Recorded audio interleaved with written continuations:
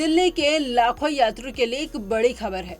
Traffic, बसों की भीड़, टाइम की टेंशन और सूचना की कमी, अब ये सब जल्द हो सकते हैं बीते जमाने की बात, क्योंकि दिल्ली सरकार अब डीटीसी को घाटे से निकालकर हाईटेक बनाने की बड़ी तैयारी में जुट गई है।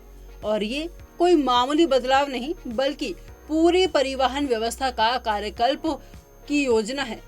दरअसल मंगलवार को मुख्यमंत्री रेखा गुप्ता ने परिवहन विभाग के साथ एक उच्च स्तरीय बैठक की। इस बैठक में राजधानी के बस अड्डों को अत्याधुनिक बनाने, यात्रियों के लिए स्मार्ट कार्ड लाने और पूरे रूट सिस्टम को नए सिरे से तय करने जैसे कई अहम फैसले लिए गए हैं। और ये बदलाव ऐसे समय में हो रहे हैं जब दिल्ली परिवहन निगम यानी डीटीसी 60,000 करोड़ रुपए के घाटे से जूझ रहा है। मुख्यमंत्री ने साफ कहा है, ये घाटा पूर्व सरकारों की बदइंतजामी का नतीजा है और अब इसे बदलना ही होगा।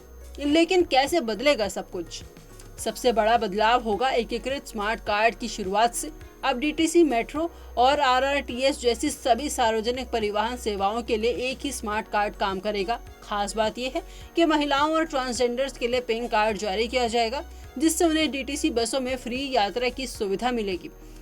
अब बात रूट की करें तो दिल्ली की पुरानी बसें नए रूट पर दौड़ेंगी। फिलहाल दिल्ली में 660 छोटी और 1800 बड़ी इलेक्ट्रिक बसें हैं, लेकिन इनके रूट इतने पुराने हैं कि ये पूरी दिल्ली को कवर नहीं कर पा रही हैं। अब आईआईटी दिल्ली की मदद से नए रूट तैयार किए जा रहे हैं जो छोटे इलाकों को कवर करेंगे और मेट्रो से जुड़ाव भी बेहतर बनाएंगे। यमुना पार से इसकी शुरुआत हो चुकी है और सफल होने पर पूरे शहर में इसे लागू किया जाएगा। अब बात बस स्टॉप्स की करें तो जिन्हें अब बस क्यू शेल्टर कहा जाएगा, दिल्ली के 4,627 बस स्टॉप्स में से फिलहाल 2021 बस स्टॉप्स ही उपयोग में हैं। बाकी बस स्टॉप्स को अब आधुनिक बनाया जाएगा, जहां real time tracking, route map, digital display और चार्जिंग पॉइंट जैसी सुविधाएं होंगी। और सबसे खास बात ये कि बस शेल्टर सोलर एनर्जी से चलेंगे, यानी हरियाली और हाईटेक सुविधा दोनों साथ में। दिल्ली के बड़े अंतरराज्यीय बस अड्डे भी अब बदलेंगे, जैसे कश्मीरी गेट, सराय काले खां और आनंद विहार को एयरपोर्ट जैसे सुविधाजनक और आकर्षक बनाया जाएगा, जहां food court, waiting area, digital ticketing और सुरक्षा का पुख्ता इंतजाम किया होगा। वहीं परिवहन मंत्री डॉक्टर पंकज सिंह का कहना है कि डीटीसी को घाटे से निकालकर रेवेन्यू सरप्लस वाली संस्था बनाना सरकार की प्राथमिकता है। इसके लिए रूट रेजोल्यूशन, पीपीपी मॉडल और डिजिटल टिकटिंग जैसे कदम तेजी से उठाए जा रहे हैं। यात्रियों की संख्या जितनी बढ़ेगी, राजस्व उतना ही बढ़ेगा और यही सरकार की योजना का मूल है।